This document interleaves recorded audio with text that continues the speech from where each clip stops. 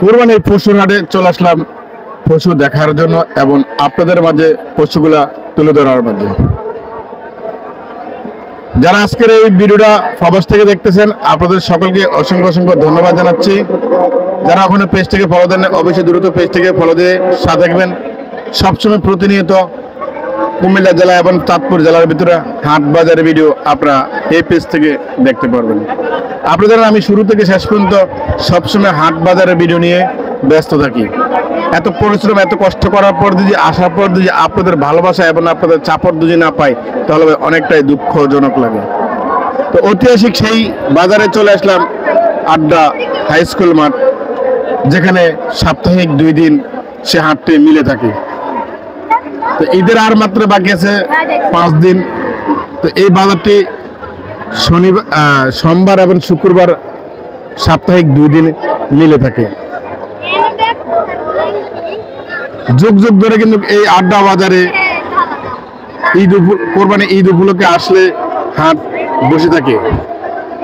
অনেক জায়গায় আমরা দেখেছি ঈদ উপলক্ষে আসলে হাট বসানো হয়, তা না, এই ঐতিহাসিক আড্ডা বাজারে ঈদ ছাড়াও হাট বসে থাকে।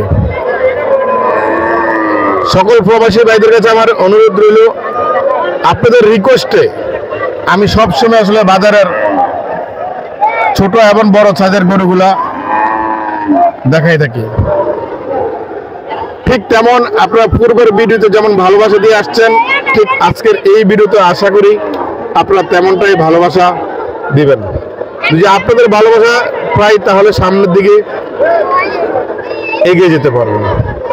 তো আসলে আমি ভিডিওটা বেশি দীর্ঘত করতে চাই না, অনেক সময় দিয়ে কিন্তু আপনাদের সাথে ছিলাম। আশা করি সামনের দিনটা তো আপনাদেরকে যেন আরো বিভিন্ন বড় বাজারের এবং বিভিন্ন বড় হাটের ভিডিও যেন দিতে পারি। এই সরব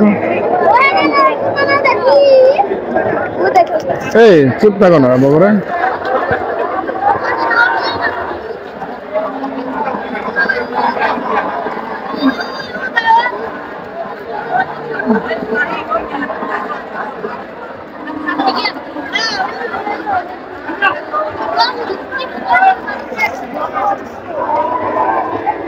তো আপনারা সকলে আজকের এই ভিডিওটি শেয়ার করে দিবেন।